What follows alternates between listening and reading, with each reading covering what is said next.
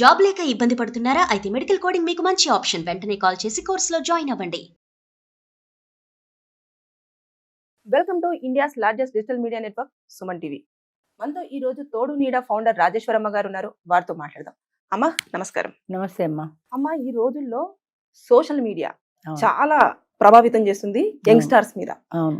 అందులో పరిచయాలు అవ్వడము, వాళ్ళతో అన్ని కానించుకున్న తర్వాత నా లైఫ్ ఇలా అయిపోయింది అని చెప్పేసి బాధపడే వాళ్ళు ఎక్కువ మంది ఉన్నారు. అవును. అసలు దీన్ని ఎలా చూడొచ్చు అంటారు? ఎలాంటి జాగ్రత్తలు తీసుకుంటే బెటర్ అంటారు? అదేదో సామెత ఉందమ్మా, అరిటాకు మీద ముళ్ళు పడ్డా ఆ అరిటాకు మీద పడ్డా అరిటాకే నష్టం అని. ఆడపిల్ల జీవితం అరిటాకు లాంటిది. వాడొచ్చి నీ మీద పడ్డా, నువ్వెళ్ళి వాడి మీద పడ్డా రిజల్ట్ ఒకటే, నష్టపోయేది నువ్వే. అంచేత ఆ పరిజ్ఞానం ముందు ఆడపిల్లలకి కావాలి. అంటే నేను ఒక అడుగు శృతి మించితే నా జీవితమే నష్టం అన్నది కావాలి. నాకు తెలిసి మా దగ్గర ఒక అమ్మాయి ఉండేది, బీటెక్ పాస్ అయిన అమ్మాయి. ఆ అమ్మాయికి ఎక్కడో సోషల్ మీడియాలోనో ఏదో రాంగ్ కాల్ వచ్చింది, పరిచయం అయ్యాడు ఎవరు. ఆ రాంగ్ కాల్ రాంగ్ నెంబర్ అని పెట్టేస్తే పోయేది. వాడు పరిచయం పెంచుకున్నాడు, వాడికి అవసరం కాబట్టి. ఈ అమ్మాయి కూడా అలాగే ట్రాప్లో పడిపోయింది. వాడితో పరిచయం అయింది, ఫోన్లో మాట్లాడుకున్నారు, తర్వాత కలిశారు, తర్వాత ఇన్మేట్స్ అయ్యారు. ఇలా ఆ పరిచయం కాస్త వాళ్ళని బాగా దగ్గర చేసింది. కొన్నాళ్ళు గడిచిపోయింది. ఈ అమ్మాయికి ఇంట్లో ప్రెషర్ ఎక్కువైంది, వయసులో ఉన్న పిల్ల కాబట్టి పెళ్లి సంబంధాలు చూస్తామని. అప్పుడు వాడిని అడిగింది, నేను నిన్ను పెళ్లి చేసుకోవాలనుకుంటున్నాను, మనం ఇన్నాళ్ళ నుంచి కలిసి తిరుగుతున్నాం కదా, అఫీషియల్గా మ్యారేజ్ చేసుకుందామని. అప్పుడు ఏదో కొన్నాళ్ళు డ్రాగన్ చేశాడు. ఇంకా అమ్మాయి గట్టిగా ప్రెషర్ ఇచ్చాడికి, నాకు ఆల్రెడీ పెళ్ళయింది, నాకు కొడుకు కూడా ఉన్నాడని చావు కబురు చల్లగా చెప్పాడు. నాకు పెళ్ళయింది, కొడుకున్నాడు. అప్పటికే పెళ్ళైపోయింది, వాడికి కొడుకు కూడా ఉన్నాడు. అన్ని సంవత్సరాలు ట్రావెల్ అవుతున్నప్పుడు కనీసం నువ్వు వచ్చావు, నీ ఎంతటి నువ్వు వచ్చావు కాబట్టి నేను వాడుకున్నాను. నువ్వు రాకపోతే నేను ఎట్లా వాడుకుంటాను? నీ తప్పది. నువ్వు నన్ను అడిగావా? అప్పుడే అడిగుంటే పెళ్ళి అయిందా, నన్ను పెళ్లి చేసుకొని అప్పుడే అడుగుంటే నేను అప్పుడే చెప్తాను. నువ్వు నన్ను అడగలేదు, సినిమాలు తిరిగావు, షికార్లు తిరిగావు, వీటన్నింటికి డబ్బు నేనే పెట్టాను కదా. నువ్వు బాగా జల్సా చేసావు, నాతో పాటు సినిమాలకు వచ్చావు, షికార్లకు వచ్చావు, పబ్బులకు వచ్చావు, క్లబ్బులకు వచ్చావు, లైఫ్ అంతా ఎంజాయ్ చేసావు. మరి ఏమైంది మేడం నెక్స్ట్? అంటే ఇంకా అనేదే ఉంది, ఎంతే పడి దాన్ని వాడు నువ్వు వద్దంటే నేను వెళ్ళిపోతాను, గుడ్ బై చెప్పేసాడు, వెళ్ళిపోయాడు. దీని జీవితం ఏంటి ఇప్పుడు? ఇదేం చేయాలి? ఏం చేస్తున్నారంటే చాలా మంది పెద్దవాళ్ళకి ఈ సంగతులన్నీ తెలియకుండా జరుగుతాయి కాబట్టి మళ్ళీ పెద్దవాళ్ళు ఏదో ఒక సంబంధం చూస్తారు, వీళ్ళు బుద్ధిగా తలంచుకుని తాళి కట్టేస్తున్నారు. దానికి ఒక సమాధి చేసేసి ఆ పాత జీవితానికి మళ్ళీ ఫ్రెష్గా కొత్త జీవితం మొదలు పెడుతున్నారు. అది ఒక రకం. ఇక వాడిని మర్చిపోలేక, చేసిన మోసాన్ని గ్రహించి బాధపడలేక అటు ఇటు కాకుండా ఉండేవాళ్ళు ఏడ్చుకుంటూ జీవితం అంతా అలాగే ఉంటున్నారు. నేను చెప్పేది ఏంటంటే ఆడపిల్ల జాగ్రత్తగా ఉండాలి, ఎక్కువ జాగ్రత్త ఉండాలి. పాతకాలంలో అసలు ఆడది బయటకు వచ్చిన దాఖలాలే లేవు. చదువు లేదు, సంధ్య లేదు, నాలుగు గోళ్ల మధ్యన ఉండటమే. ఇప్పుడు ఏంటంటే చదువు, ఉద్యోగాలు పేరు చెప్పి ఆడది ఎప్పుడైతే బయటకు వచ్చిందో వాడికి మార్కెట్లో వస్తువులా దొరుకుతోంది కదా. బయట నీకు షోకేసులో పెట్టినట్టు అమ్మాయిలు బోల్డ్ మంది దొరుకుతున్నారు.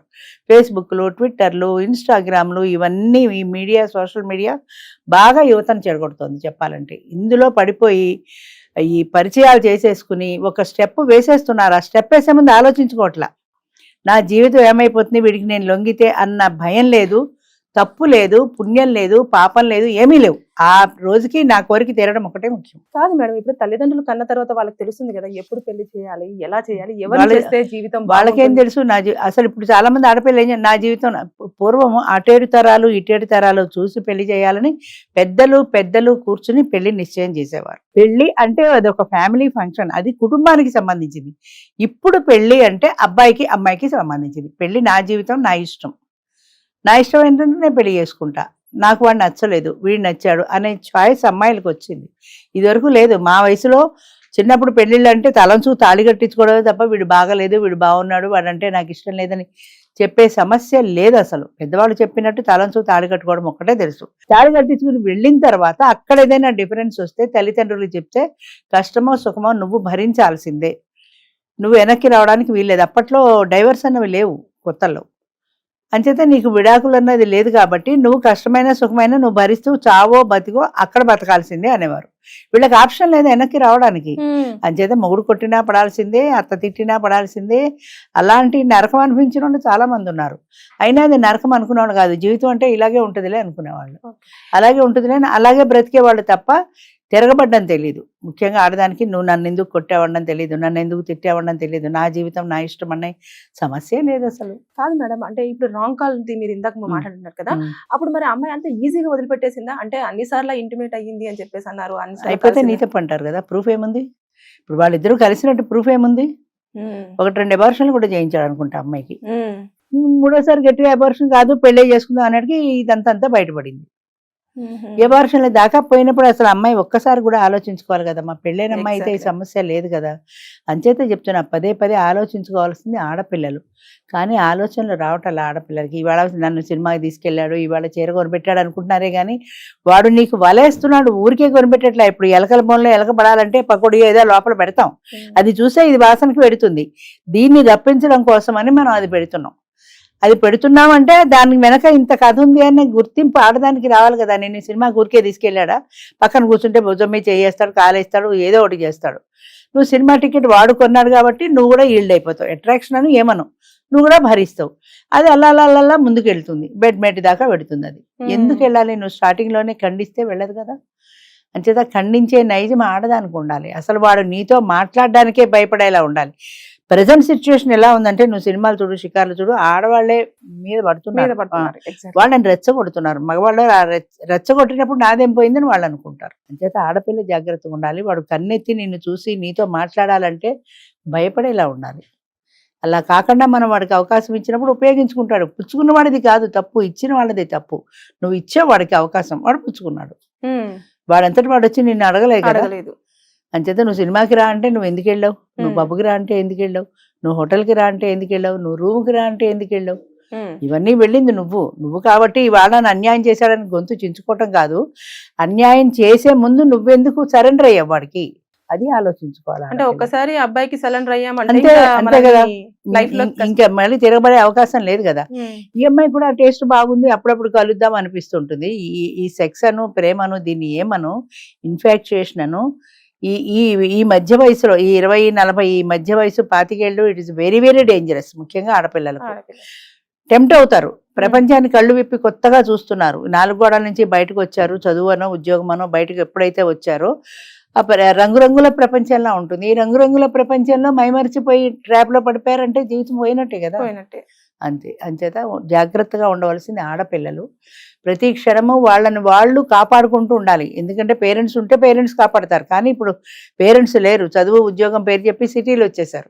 సిటీ వచ్చిన తర్వాత కొలీగ్స్ దొరుకుతారు బోల్డ్ మంది. కొలీగ్స్ లోనో, బయట ప్రపంచంలోనో, ట్విట్టర్లోనో, ఫేస్బుక్లోనో ఎక్కడో అక్కడ ఒక పురుషుడు పరిచయం అయినప్పుడు వాడితో మనం అసలు పురుషుడితో నీకు పరిచయం ఎందుకు చెప్పు, నాకు అర్థం కాక అడుగుతాను. పురుషుడితో నీకు పరిచయం ఎందుకు? ఏ ఆడది పనికిరాలా పరిచయానికి? పనికి రాదు. ఎందుకంటే ఆ అట్రాక్షన్ పురుషుల్లోనే ఉంది. అంచేత అటే పెడుతుంది దాని మనసును నిగ్రహించుకోలేపడం ప్రధానమైన కారణం అమ్మ. మనసుకి నిగ్రహం అన్నది ఉండాలి. ఇది కావాలి అంటే వెళ్ళిపోయి తినేయడం, ఇది కావాలంటే వెళ్ళిపోయి తాగేయటంలా కాదు. నీ మనసు నీ కంట్రోల్లో ఉండాలి. అది నీ కంట్రోల్ తప్పింది అంటే నువ్వు జారిపోయినట్టే, ఇబ్బందుల్లో పడ్డట్టే. అయితే ఏంటంటే ఇప్పుడు దాన్ని పాత కథని మాపేసి మూత పెట్టేసి మళ్ళా కొత్త పెళ్లి కూతుర్లే తలంచుకుని తాళి కట్టించుకుంటున్నారు, కొత్త జీవితం మొదలు పెడుతున్నారు. ఇప్పుడు మగపిల్లలది సమస్య. పెళ్లి చేసుకోవాలంటే అది అసలు కన్య అవునా కాదా, వర్జిన్ అవునా కాదా, నేను ఎవరిని పెళ్లి చేసుకుంటున్నా అన్న సమస్య, టెన్షన్ మగవాడికి, ఆడదానికి లేదు. అలాని వర్జిన్ టెస్ట్ చేయించలేరు కదా పెళ్లి కూతురికి.